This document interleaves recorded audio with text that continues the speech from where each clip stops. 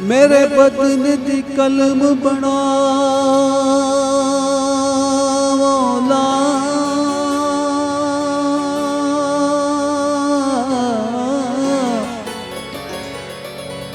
तेरा नाम हवावत लिख जावां, मेरे खून दिलाल से आई होवे ते मैं लिख दिया जावां। तो डॉक्टर साहब शुक्रिया आपका कि आपने हमें वक्त दिया। शुक्रिया नहीं मुझे इनवाइट करने के लिए। जी, तो हम शुरू करते हैं कि 270 जो है वो चक नंबर 270 TDA लोरेतो जिसका नाम मिशनरीज ने रखा, उसकी बुनियाद तो इटालियंस ने, फादर थॉमस ने रखी थी। लेकिन जब ये अमेरिकन डोमिनिकन्स 1956 में आए तो इटालियन फिर फैसलाबाद की तरफ चले गए और डोमिनिकन्स ने, इटालियन डोमिनिकन्स ने इस काम को संभाला। तो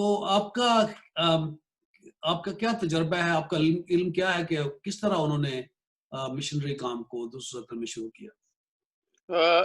हैरी, सबसे पहले तो बात ये है कि ये गांव 270 जो है लोरेतो, जी ये पार्टीशन के बाद आबाद हुआ था जी।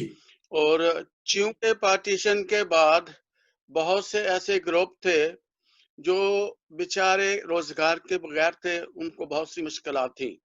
तो गवर्नमेंट ने, अमेरिका में एक तंजीम थी TVA, जिसका काम ये था कि अंडर डेवलप्ड कंट्रीज की जो एग्रीकल्चर और ह्यूमन रिसोर्स है उसको डेवलप करना। तो उसकी नज पे TDA जो इधर तंजीम बनाई गई, थल डेवलपमेंट अथॉरिटी और एरिया, इसका मकसद भी यही था कि जो लोग पार्टीशन के बाद अपनी जायदादें छोड़ के आए हैं, माइग्रेंट्स जो थे, हिजरत करने वाले, गरीब लोग, माइनॉरिटीज, कबाइलीज, ऐसे बहुत से लोग जो जमीन के बगैर थे, तो उन्होंने उनको दरियाए सिंध के मशरकी साइड पे जो थल का एरिया कहलाता है, वहां सेटलमेंट और उसको आबाद करने के लिए सस्ते दामों में जमीन जो है वो लोगों को अलाउट की। तो बहुत से लोगों ने तो जमीन लेना ही नहीं चाहिए। तो जैसे आपने जिक्र किया है कि फादर थॉमस कॉन्सेंसो, ये इंडियन डोमिनिकन प्रीस्ट थे जी। फैसलाबाद डायसिस, मुल्तान और फैसलाबाद तब एक ही थी जी। तो उन्होंने ये इनिशिएटिव लिया गवर्नमेंट के साथ निगोशिएशन करके इधर अलाटमेंट के लिए कि ऐसे लोग जो किसान मजदूर थे या जो लोगों के साथ जो है वो मज़ारे थे, उनके लिए जमीन का बंदोबस्त किया जाए। तो उस वक्त पंजाब के जो 15 अजला थे, उनमें से बहुत से लोगों को सिलेक्ट किया, जिनमें से 60 लोगों को पहले सिलेक्ट किया गया। तो फिर ये है कि 11 फरवरी 1954 को पहले 10 लोग थे, 9 आदमी और एक औरत जो है, वो लैया स्टेशन पर फादर थॉमस कंसेंसो को मिले और फिर लैया से ये लोग 18 मील का पैदल सफर करके आज जहां लोरेतो है वहां पहुंचे। वहां एक छोटी सी झाड़ी थी और कीकर का दरख्त था। वहीं पे लोरेतो की फाउंडेशन की जो है प्लेट भी लगी हुई है पत्थर की। तो लोरेतो की पैदाइश का दिन जो है 11 फरवरी 1954 है। और ये सारी कावश जो है डोमिनिकन्स और खासकर फादर थॉमस कंसेंसो की है कि शुरू में उन्होंने लैया से ऊंट पर पीने का पानी साथ लिया था और आके इधर ऊंचे टीले जो रेत से भरे थे, झाड़ियां थी और कोई साय की जगह नहीं थी, यहाँ आपे कानों की झुग्गियां बनाई थी और खुद फादर भी लोगों के साथ झुग्गियों में रहता था। तो ये तो है कि ये इसकी हालत थी कि जिस तरह अब ये देखते हैं हम ज़राई ज़मीन, फसलें पैदा हो रही हैं, ऐसा कुछ भी नहीं था। जी। ये सब टीले थे हम्म। और टीले भी ऐसे थे कि जब हवा चलती थी तो नया टीला बन जाता था। इसलिए लोग जब घर से निकलते थे तो रस्सी के साथ ईंट बांधते थे कि ताकि उसको खींचे लकीर बनती जाए ताकि वापसी का रास्ता ना भूल जाए। और अच्छा। रात को दो बांस जो है बांध के उन पे जो है वो लालटीन जो है लटकाई जाती थी कि रास्ता भूलने वाले जो है रास्ता ना भूल जाएं। तो हम्म। ये कोई इतनी अच्छी सूरत हाल नहीं थी। जॉर्ज वेस्ट वाटर जो फादर थॉमस के बाद इधर आया था, डोमिनिकन अमेरिकन प्रीस्ट, जी। वो इसको कहता है कि it was like a death valley. ओ वाह। ना कोई पीने का पानी था, ना कोई साया था। और इब्तदाई दिनों में फिर ये ऐसा हुआ था कि ऊंट खरीदा गया था और एक आदमी बरकत नामी, जिसको बरकत डाची वाला कहते थे, जी। वो 3 जगह ऐसी थी जहां से पीने का पानी मुहैया हो सकता था। एक तो टेल इंडस थी, हम्म। एक गांव से थोड़ा सा नजदीक उसको हम कहते थे पठान की कोठी, जी। वहां पे नलका लगा हुआ था वहां से। या फिर एक और साइड से ये गांव अकत्तर जो है इसके जो जूही लरेतो की जमीनों को पार करके जाते थे तो वहां पे एक कुआं था जिसको बोखड़ी वाला कुआं कहते थे। अच्छा। तो वहां से डाची पे पानी जो है वो लाया जाता था लोगों के पीने के लिए के यहाँ पीने का पानी बिल्कुल नहीं था। और फिर इब्तदाई दिनों में जब पीने के पानी के लिए नलका लगाया गया तो लैया से तो वो सारी अशिया ही मुहैया नहीं हुई थी जिनके जरिए नलका लगाया जा सकता था। हम्म। पाइप जो है नाल जो है वो मुल्तान से लाई गई थी। हम्म। पहला नलका फिर ये लगाया गया था लोगों के पानी के लिए। अच्छा अच्छा। और फिर ये है कि ये 1800 एकड़ जमीन है। हम्म। तो 1800 एकड़ जमीन जो है उसको डिवाइड किया गया था 15 एकड़ पर फैमिली के हिसाब से। हम्म। तो पहले तो सिर्फ 60 लोग आए थे और हम्म। फिर फादर तिमथी ने इसके बाद 60 लोगों को और इनवाइट किया था। तो हम्म। 120 अलॉटमेंट्स हैं यहाँ पे 15 एकड़ के हिसाब से। हम्म। तो शुरू में जो फादर वेस्ट वाटर जिक्र करता है कि जिंदगी इंतहाई मुश्किल थी, हम्म। फसलें तो होती नहीं थी, सारा का सारा जो दारोमदार था वो तो एड पे था। एक पे। हम्म। खाना भी मिलता था, कपड़े भी जो है फादर वेस्ट वाटर ने जो है उसका हम्म। अरेंज किया था। और फिर उसने 1964 में या सितंबर या जुलाई का शुमारा था रीडर्स डाइजेस्ट का, जी। जिसमें उसने अपना एक आर्टिकल लिखा था लरेतो के लिए और फातिमापुर के लिए। हम्म। तो उस पे उसको बहुत सी जो ऑर्गेनाइजेशन थी उन्होंने ऑफर की थी इसके लिए डेवलपमेंट के लिए कि वो उसकी मदद कर सकते हैं फाइनेंशियली। हम्म। तो ये हुआ फिर आहिस्ता आहिस्ता जो है सबसे पहले जो है वो छोटे छोटे घर बने, इतने बने। तो जॉर्ज वेस्ट वाटर लिखता है कि वो रातों को देर तक उन सारे मवाद का मुतालिया करते थे जो डेवलपमेंट के लिए जरूरी हैं।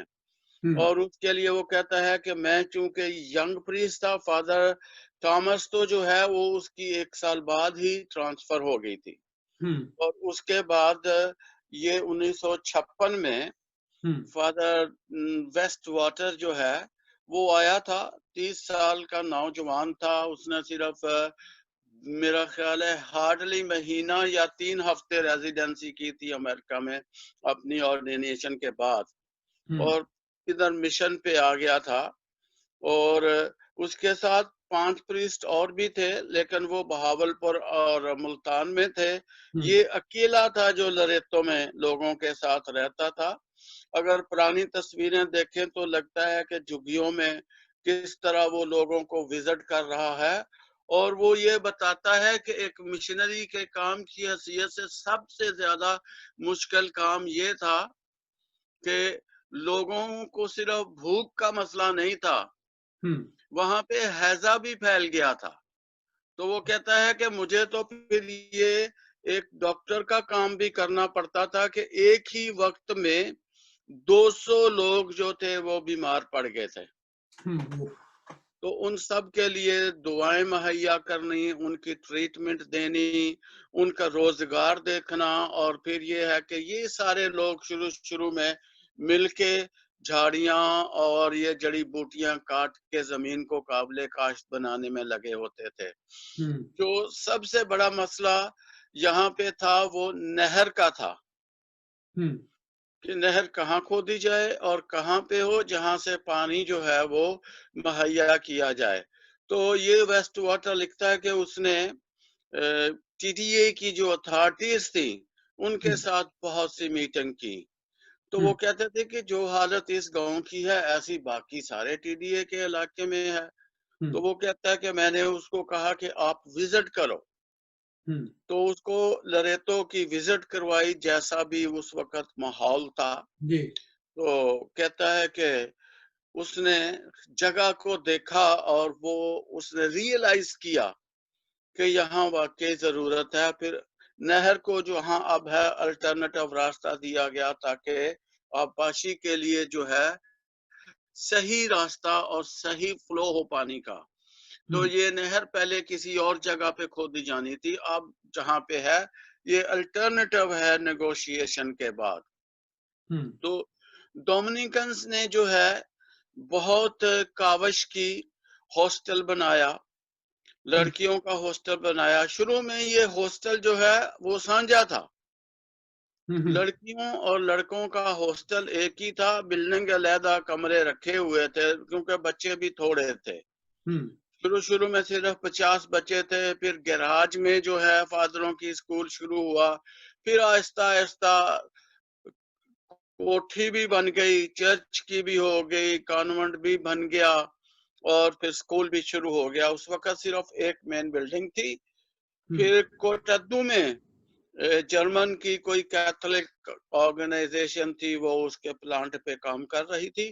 तो उसके 2 विंग्स जो हैं और स्कूल का ऑफिस जो है और लाइब्रेरी और लैब जो थी वो उन्होंने डिनोट की थी, और ये भी वेस्ट वाटर की वजह से हुआ था। फिर उसने स्विंग सेंटर जो है औरतों के लिए वो बनाया, और उसके साथ साथ जो डोमिनिकन नन्स थी, शुरू में सिस्टर कैथरीन रोज थी जो स्कूल चलाती थी, उसका 10 साल का टीचिंग का एक्सपीरियंस था स्कूल में जब वो लरेतो में आई है।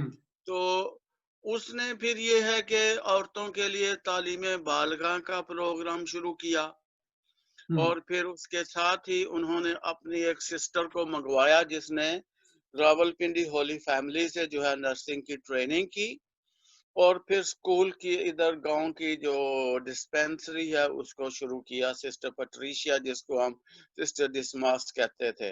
तो उसने अपनी जिंदगी के बहुत से साल इस डिस्पेंसरी में गुजारे और औरतों की जो है सेहत के हवाले से बहुत ज्यादा खिदमत की है। तो ये सिस्टर्स जैसा मिलके, और मैं हरी ये समझता हूँ कि आज हम जो कुछ भी हैं ये इन मिशनरियों की वजह से हैं, और हमारे पास उनका शुक्रिया अदा करने के लिए कोई अल्फाज नहीं, क्योंकि कभी कभी हम ये सोचते हैं कि यार एक डेवलप कंट्री से ये लोग सब कुछ छोड़ छाड़ के ऐसे हालात में आए जहां ना पीने का पानी था, ना बिजली थी, ना जिंदगी की बुनियादी सहूलतें थी, और उन्होंने अपनी सारी जिंदगी जो है वो गरीब लोगों की अपलिफ्ट के लिए गुजार दी। तो मैं सबसे ज्यादा काम तालीम से हवाले इब्तदाई इनिशियल स्टेजेस के बाद जो स्कूल का हुआ वो फादर फेरर ने किया कि उसके जमाने में मुल्तान डायसिस में जितने भी यूनिवर्सिटी के स्टूडेंट्स की तादाद थी उनमें से लरेतो के स्टूडेंट सबसे ज्यादा थे। क्योंकि वो कहता था कि तालीम जो है वो बहुत जरूरी है, और वो इनकरेज करता था गरीब लोगों को, स्कॉलरशिप भी मुहैया करता था कि ये जाएं और यूनिवर्सिटी तक तालीम हासिल करें। हम्म। तो डोमिनिकन्स ने बहुत ज्यादा खिदमत की है। अगर देखा जाए तो 1900, मेरा ख्याल है कि बल्कि इससे पहले भी 1292 के ऑनवर्ड डोमिनिकन जो थे हमारे खित्ते में मौजूद थे। गोवा में ये जो थे पुर्तगीज डोमिनिकन वहां मौजूद थे, और फिर उन्हीं की वसासत से आपको पता है कि डायसिस तो मेन मुल्तान ही थी। जी फिर जी 1960 में जब ये अलहदा हो गई है तो इटालियन डोमिनिकन्स जो थे वो फैसलाबाद चले गए, जी जी और अमेरिकन डोमिनिकन्स जो हैं वो मुल्तान मुल्तान में। डायसिस को उन्होंने संभाल लिया। हम्म लेकिन मैं एक बात ये कहना चाहता हूं कि अमेरिकन डोमिनिकन्स का जो सबसे ज्यादा फोकस था वो एजुकेशन पे था। हम्म आप फैसलाबाद में देख लें, शोरकोट को देख लें, फ्रांसिसाबाद को, वहां ना हाई स्कूल था शुरू में हम्म और ना कोई हॉस्टल था। हम्म इसके इवज आप मुल्तान को देख लें कि बहावलपुर, लरेतो, मियां चनू, चक हम्म, नंबर 133, जी जी वहां हाई स्कूल भी था, हॉस्टल भी था। हम्म ठीक है। फैसलाबाद में सुवाए खुशपुर के जी जी। और कोई हॉस्टल मुझे नजर नहीं आता। गोजरा में इनका स्कूल था, मेरे ख्याल गोजरा में हॉस्टल था। हाँ, गोजरा में, शायद गोजरा में, चलो ये दोनों जगह करीब करीब है। हाँ, लेकिन बाकी देखें कि साहिवाल में नहीं था। नहीं था। ठीक है। तो हम्म अमेरिकन डोमिनिकन्स की मैं ये समझता हूं कि सबसे ज्यादा खूबी और खासियत ये थी कि उन्होंने इसी पे तवज्जो दी थी कि तालीम हासिल करो, क्योंकि तालीम के बगैर हम आगे नहीं बढ़ सकते। जी और जी अगर अमेरिकन हिस्ट्री को भी देखा जाए तो मैं ये कहूंगा कि फिलीपींस में भी स्पेनियर्स जो थे वो एजुकेशन को आम नहीं करना चाहते थे, हम्म लेकिन ये जो अमेरिकन थे उन्होंने एजुकेशन फॉर ऑल का नारा जो है फिलीपींस में भी बुलंद किया था। और हम अपने डायसिस में, लरेतो में भी देख सकते हैं कि किस तरह डोमिनिकन्स ने जो है एजुकेशन का बीज बोया, जो आज एक जो है बड़ा दरख्त बन चुका है। हम्म। तो पहले तो 270 में बुनियादी सहूलतें चाहिए थी, मेरा ख्याल जो जी, सोशल, जो इंसान बुनियादी जो। सहूलतें ये हाँ। उन्हीं की मुहैया की हुई हैं, क्योंकि जो सड़क का मामला था, सड़क तो थी ही नहीं। हम्म वो ये जॉर्ज वेस्ट वाटर का काम है कि उन्होंने जो साथ वाले गांव थे हम्म उनको भी शामिल किया अपने साथ सड़क बनाने में, और सब ने तावन किया। और सबसे बड़ी बात यह है हैरी कि हम्म उस वक्त इंटरफेथ का बीज भी बोने वाला वो वही है, क्योंकि जो वो अपना एड का सामान तकसीम करता था तो वो इन लोगों के साथ भी इक्वली सलूक करता था कि इनके भी वही हालात हैं जो हमारे लोगों के हैं। जी। तो ये उसने ये जो एक क्रिश्चियन मुस्लिम रिलेशन को भी बड़े मुस्बत तरीके से निभाया था। अच्छा, मुझे ये बताएं कि रूहानियत, ये तो बुनियादी तौर पर ये सारे डोमिनिकन थे, राहब थे, स्पिरिचुअल इनका काम था, सैक्रामेंटल काम था। लेकिन जब इन्होंने वहां पर काम शुरू किया, वहां पर तो इंसानों को बुनियादी रोटी चाहिए थी, रहायश चाहिए थी, कपड़े चाहिए थे, किस तरह उस जो हार्ड वेदर था उससे कोप करने के लिए। हम्म। तो स्पिरिचुअलिटी को ये साथ साथ लेके चलते थे, कैसे चले? चर्च तो बहुत बिल्कुल, बात। ये स्पिरिचुअलिटी को साथ साथ लेके चलते थे। ठीक है। हम्म अगरचे ये था कि ये बुनियादी जरूरतें थी, लेकिन चूंकि वो राहब थे उनका काम तो यही था कि स्पिरिचुअल नॉरिशमेंट देना। जी। तो ये साथ साथ ही चलता था। आपने, मैंने जिक्र किया है कि जैसे चर्च भी साथ बना था। हम्म ठीक है। चर्च भी साथ था, और मुझे अब तक याद है कि मैं बचपन में जब था तो उस वक्त दो दो मासेस होती थी।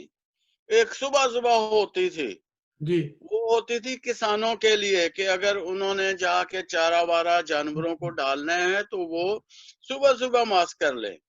और फिर एक मास स्कूल के बच्चों के लिए, हॉस्टल के बच्चों के लिए हुआ करती थी। जी। और ये चूंकि लरेतो तो सेंटर था बाकी पैरिशेस का, इससे तो बाद में 5 पैरिशेस और निकले हैं। दुरुस्त तो किया है। यहीं पे मैं बचपन में देखता था कि वो जो कमेटियां आती थी इधर, हम्म। कमेटी एक टर्म थी यूज होती थी कि जो इलाके से जो मेन पैरिश में लोग नहीं रहते थे, हम्म। उनको जो कैटेकिज्म सिखाई जाती थी पाक शराकत के लिए, इस्तेकाम के लिए, तो जितने भी कैटेकेस थे वो अपने इलाके के सारे लोगों को लेके इधर ही आते थे। बिशप साहब फिर इधर आते थे। और इससे पहले तो ये है कि बाबू अजीज जोसेफ जी। वो सबसे पहले आने वाले यहाँ पे हैं, अच्छा। लोरेतो में। तो ऐसा नहीं है कि उन्होंने सिर्फ बुनियादी जरूरतों पर जोर दिया, हम्म। साथ साथ उन्होंने रूहानियत पर भी और लोगों की जो मजहबी जरूरियात थी उनको भी पूरा किया। अच्छा, मुझे ये बताएं कि इतने मुश्किल हालात में इकट्ठे रहना, मुत्तहिद रहना, यूनाइटेड रहना बहुत मुश्किल होता है। हम्म। तो फादर जॉर्ज वेस्ट वाटर या फादर थॉमस या जितने भी ये, खासतौर पर फादर जॉर्ज वेस्ट, इन्हें मुस्तैद कैसे रखा? क्योंकि इतने मुश्किल हालात में यूनाइटेड रखना, एक गोल पे रखना, फोकस्ड रखना बड़ा मुश्किल होता है। वो लोग देखो एक मिशनरी जज्बा लेके आए थे, जी। ठीक है, और इसी जज्बे ने उनको जो है यूनाइटेड भी रखा। हम्म।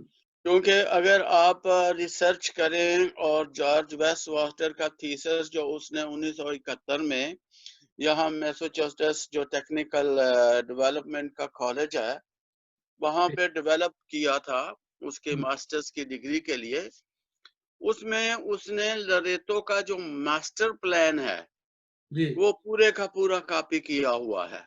हम्म। और उस मास्टर प्लान में वो फादर ग्रेग डॉर्टी के साथ मिल के ये रातों को बनाते थे इलाके से आके अच्छा।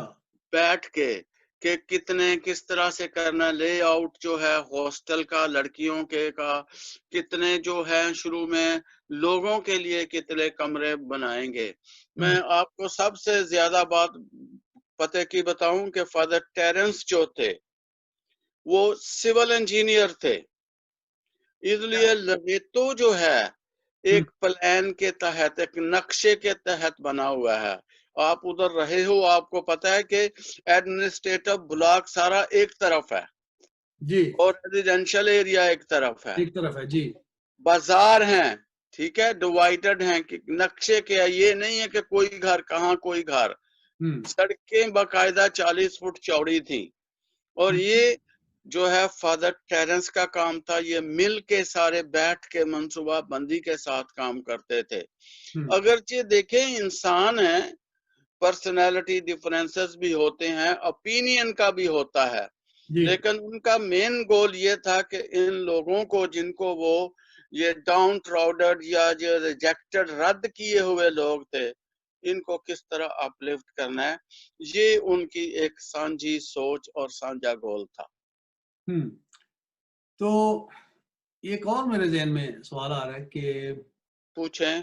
अम, इनकी जो रिक्रिएशनल, जो इंसान को रिक्रिएशन तो चाहिए होती है, तो वहां पर रिक्रिएशन नाम की तो कोई चीज कोई नहीं। नाम की चीज नहीं थी हम्म। सिवाय इसके कि संडे की पाकमास के बाद फादर गांव के बच्चों को नहर पे ले जाता था नहलाने के लिए, एक हम्म। यही रिक्रिएशन थी, हम्म। ठीक है। और उसके बाद ये है कि फिर फादर ग्रेगरी के जमाने में हॉस्टल में एक पक्का स्विमिंग पूल बना दिया गया।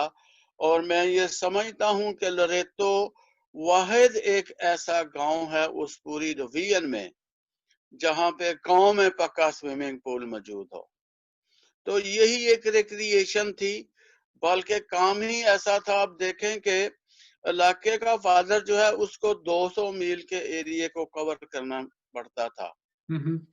डेरा गाजी से लेके गाजी खान से लेकर मुजफ्फरगढ़। अब घर तक देख लें कितने इलाके थे, जिसमें लिया, रंगपुर, चौकमुंडा, कोट अद्दू, हम्म ठीक है, हम्म फतेहपुर, और ये इधर जो मक्खर। है मनकेरा, हम्म बखर, ये 85 चक, ये सारे देख लें कि कितना एरिया था और रिक्रिएशन कहाँ हो सकती थी, मुझे ये बताएं।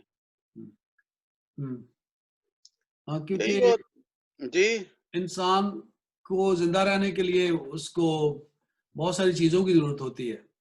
तो मैं हाँ, तो उनके पास तो हरी, यहाँ पे पंखा भी नहीं था बिजली का, वो दूसरे लोगों की तरह खुले आसमान के नीचे ही सोते थे। हम्म और ज्यादा से ज्यादा यही था कि उनके खाना पकाने के लिए कोई बंदा मौजूद था, बस यही एक सहूलत थी। बाकी हम्म तो उन्होंने ये सारी मुसीबतें लोगों के साथ झेली हैं। हम्म। और ये जो लोग वहां पर आबाद थे, इनमें से कितने वहां पर वफादार रहे? कि कुछ लोग, मुझे लगता है कि कुछ छोड़ कुछ के भागे होंगे मुश्किलात बहुत में। से लोग जो थे ना, वो छोड़ के चले गए थे। वो हम्म, ज्यादातर ये जो सियालकोट से और इनका कराची से ताल्लुक था ना, जी। उनमें से बहुत से लोगों ने नहीं, कुछ लोगों ने अपनी जमीनें छोड़ दी थी, हम्म। ज्यादा नहीं। अच्छा। हाँ जी। क्योंकि चंद मुश्किल। एक फैमिलीज ऐसी हैं जिन्होंने अपनी छोड़ी थी, उस अदरवाइज जितने भी लोग रहे वो सारे के सारे इधर रहे, और शुरू में आने वाले लोग तो अपनी मौत तक लड़ेतों में ही रहे हैं। बहुत बहुत वफादारी की बात है। हम्म। ये सारी कहानी सुन के मुझे वो मूसा, हजरत मूसा, प्रॉफिट मोसेस और हाँ, उसके नहीं पैगंबर। वैसा है। उसमें जब ये है कि वेस्ट वाटर जिक्र करता है कि जो जो थोड़ी थोड़ी फसलें जो अच्छी होने लगी थी, हम्म तो कुछ लोग जो है पॉलिटिकली पावरफुल भी हो गए थे। हम्म और ऐसा नहीं कि भाई ये गांव बिल्कुल एक कोई यूटोपियन गांव था जहां पे लोगों में आपस में कोई मसाइल ना हो। ये थे अपने आपस में मसले, ये थे सियासी भी थे, समाजी भी थे। हम्म लेकिन ये है कि लोगों ने देखें जमीन को आबाद किया, और इसीलिए इसको देखें, अगर जब गांव में दाखिल होते हैं तो वहां लिखा हुआ है थल का दिल, जी। क्योंकि इसने डोमिनेट किया है उस सारे इलाके को एजुकेशन के हवाले से। सेहत की सहूलत यहाँ थी। हम्म अब देखें कि पोस्ट ऑफिस यहाँ था, हम्म। तो ये सारी सहूलतें बाकी गांव में तो नहीं थी। नहीं थी। और बाकी इसके बाद ये है कि लोगों को ये भी सहूलत मौजूद थी कि जब शहर जाना होता था, ट्रैक्टर ट्राली पे फादर जो है अरेंज कर देते थे, लोग चले जाते थे। हम्म बाकी इर्द गिर्द के गांव में ये फैसिलिटीज नहीं थी। हम्म स्कूल यहाँ, डिस्पेंसरी यहाँ, पोस्ट ऑफिस यहाँ।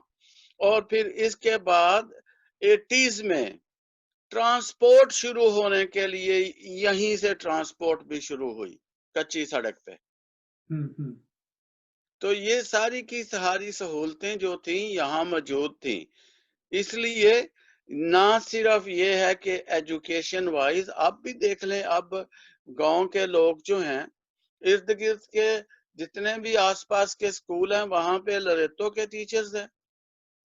जी। और लरेतो के एजुकेशन के हवाले से, जैसे आपने शुरू में जिक्र किया, गांव का एक और लड़का जर्मनी में पीएचडी कर रहा है इकोनॉमिक्स में। अच्छा अच्छा। हाँ जी, शाहजमान। शाह। शाहजमान जो है वो पीएचडी कर रहा है अच्छा अच्छा, और इकोनॉमिक्स में। इकोनॉमिक्स में। और देखें कि गांव में मेडिकल डॉक्टर्स हैं, मिलिट्री के ऑफिसर्स हैं, इंजीनियर्स हैं, हम्म। जज है, ठीक है, ब्यूरोक्रेट्स हैं, पीएचडीज हैं, ठीक है, पुलिस में हैं लोग, टीचर्स हैं। हर शोबे में जितने भी लोग हैं वो यहाँ मौजूद हैं। बहुत बहुत तरक्की की, और लोगों ने भी उसका जो उनकी मेहनत का जो है ना, उसका अजर मिला है उन्हें, हाँ, जो तो उन्होंने मेहनत की। थल का दिल इसीलिए है ये। हम्म और वाकई थल का दिल है। उन्होंने, मिशनरियों ने बहुत इस पे मेहनत की है, उन्होंने अब जान जोखों में डाल के इसको इस मकाम तक पहुंचाया है।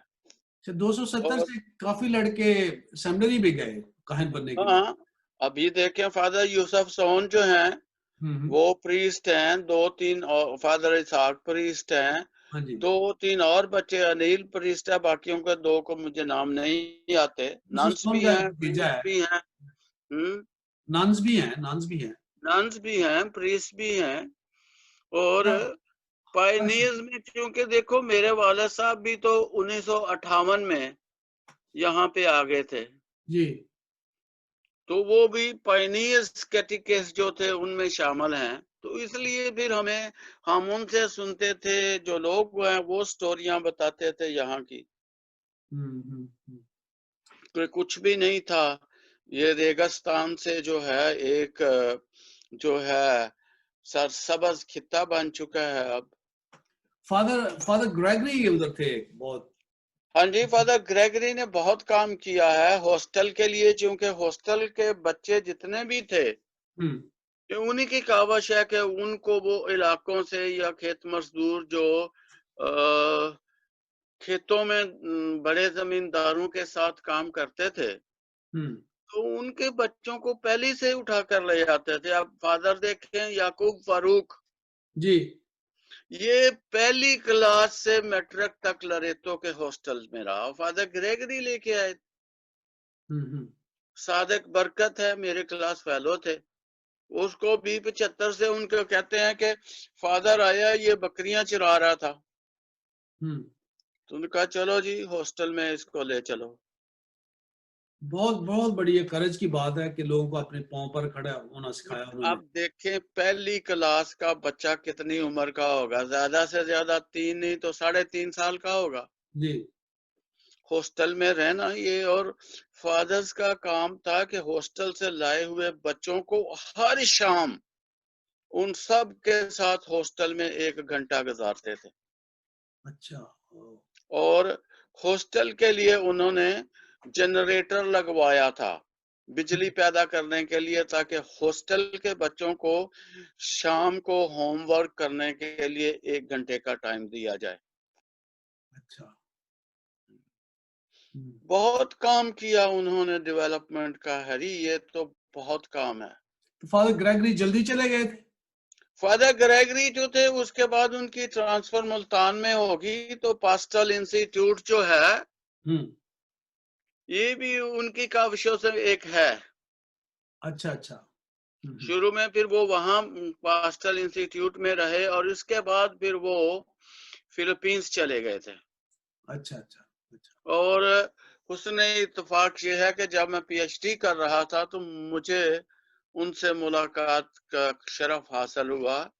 फादर जफर मरहूम के साथ मैं उन्हें मिलने गया था डोमिनिकन हाउस में। अच्छा। तो अभी मुझे ये बताएं कि अगर हम इसे सम अप करें, इस सारे जो डेवलपमेंट का जो हमारा इब्तदाई दौर था डायसिस का या 270 का, तो अभी आप जो अभी हमारे गांव के लोग हैं या नौजवान हैं जो जिनके हाथों में उस गांव का मुस्तकबिल है, आप क्या समझते हैं उन्हें अब आगे और स्टेप कौन सा हमें आगे लेना चाहिए? हैरी, जो स्कूल नेशनलाइज हुए थे जी तो उसके बाद एक बहुत बड़ा ड्रॉबैक आया। जी। एक तो स्कूल बर्बाद हो गए, हम्म स्कूल की जो लाइब्रेरी की किताबें थी वो ले ली गई, लैब जो थी वो तबाह हो गई, और जो ट्रेंड था एजुकेशन के लिए बच्चों में, उसमें बड़ा फकदान आ गया। हम्म। सिस्टर्स और फादर्स तो मुझे याद है कि बच्चों को घरों से उठा के लाते थे कि कोई बच्चा स्कूल के बगैर नहीं रहना चाहिए। हम्म। लेकिन ज्यों ज्यों तरक्की हुई, जब लोगों के पास पैसे भी हुए तो वो इंडिपेंडेंट भी हुए, तो उनकी मर्जियां भी अपने में शामिल हो गई। फिर उसके बाद मीडिया ने, टेक्नोलॉजी ने बहुत जो है वो मुस्बत असर लाने की बजाय जो है वो उसने मनफी असर डाला है। हम्म। और जब स्कूल नेशनलाइज हो गए हैं तो जितनी कावश उस वक्त के मिशनरियों ने की थी, अब मौजूदा जो उधर काहिन और नन्स हैं वो उतना गुड़ नहीं डाल रहे। मैं आपको सही बात कहूँ ठीक कि है। अगर हाई स्कूल चलाना है और साइंस रखनी है तो फिर आपके पास टीचर्स भी होने चाहिए।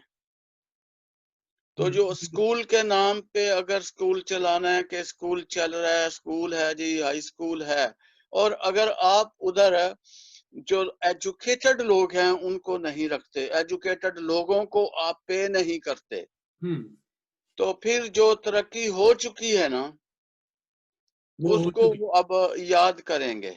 हम्म, मुझे इतने जो मुस्बत असरात नजर नहीं आ रहे मुस्तकबिल में, अगर कोई अच्छे और मुस्बत स्टेप ना लिए गए कि एजुकेशन पर किस तरह तवज्जो देनी है और किस तरह वहां पे मौजूद हाई स्कूल जो हैं उनको इफेक्टिव बनाना है।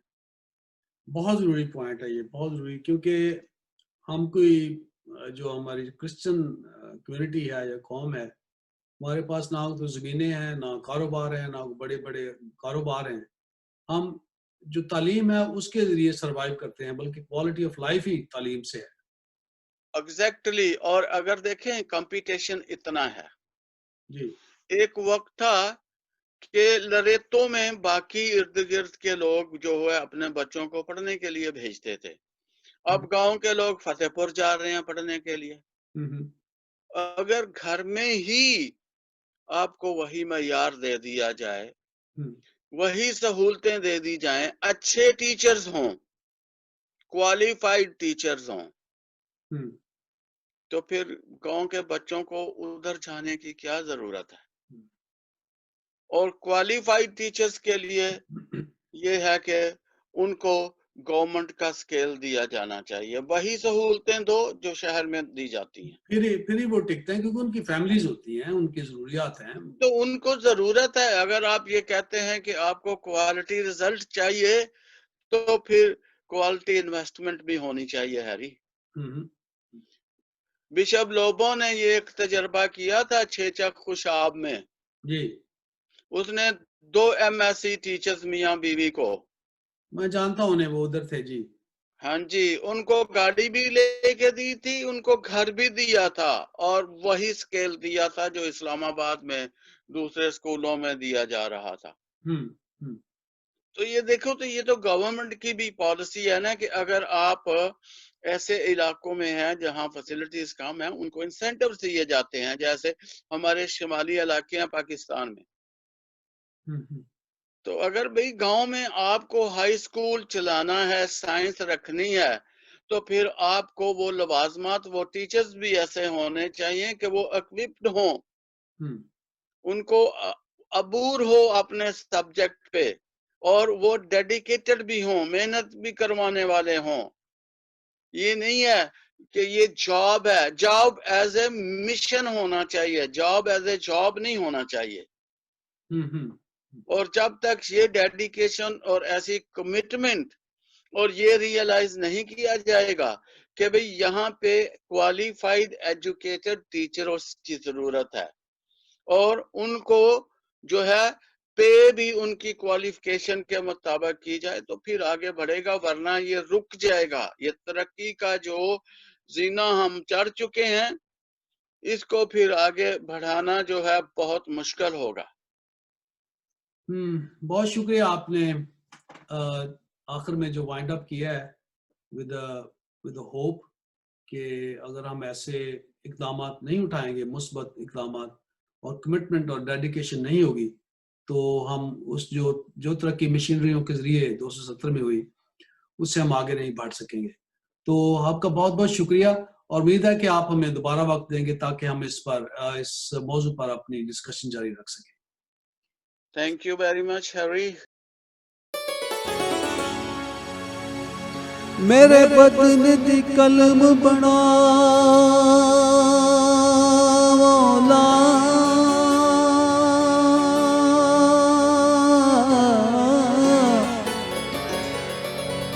तेरा नाम हवावत लिख जावां, मेरे खून दी लाल से आई होवे ते मैं लिख दिया लिख दियां मुक जावां बन जा खुराक मैं भुखियां दी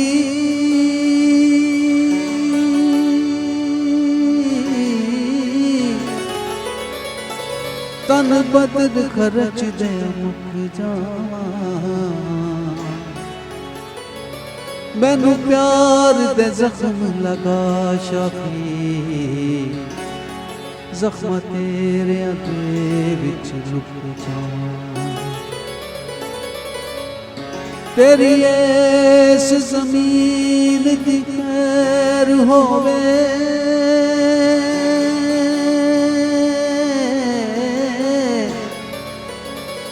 तेरे प्यारियां दी सदा खैर होवे आपे रहम दी आन के तान चादर जदों जुल्म दी शिकर तू पैर होवे आपे आन मिटा सब दूरियां इत्थे अमन दा बसदा शहर होवे तेरे नाम ते हर दिल मोम होवे एहो जई कलाम दी लहर होवे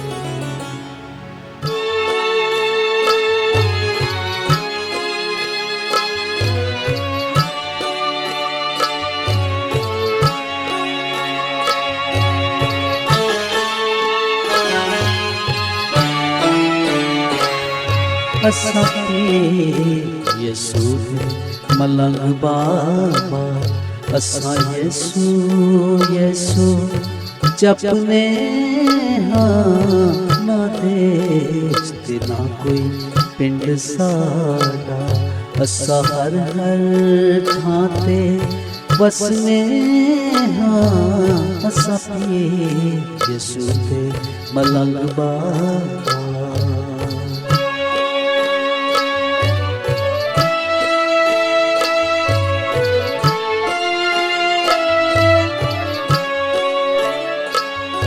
असा महलां दे विच वसने हाँ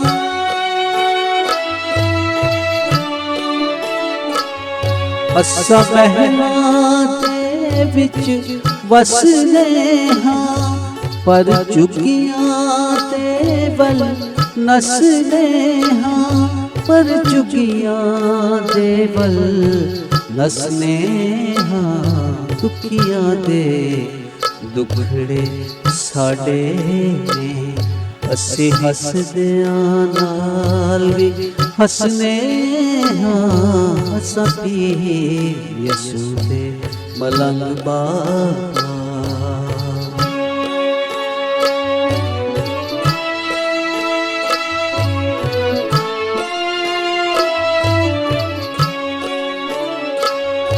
असा गल विच सूला पाया ने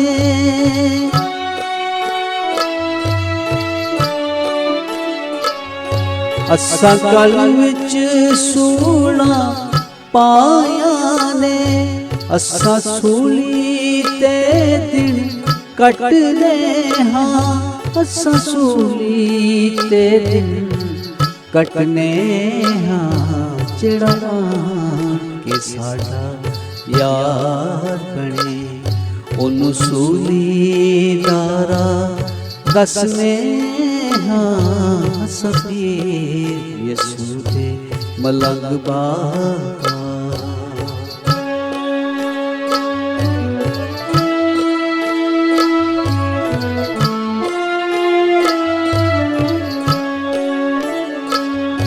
जिथे शाम होवे असी औने हाँ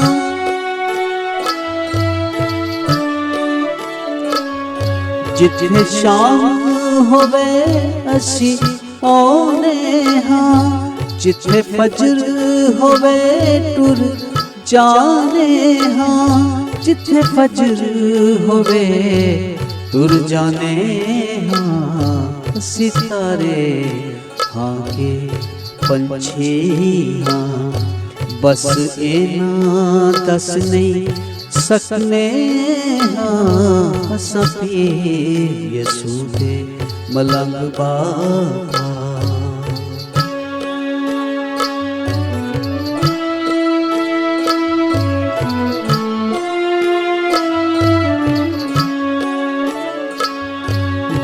दरियावा गर था ताते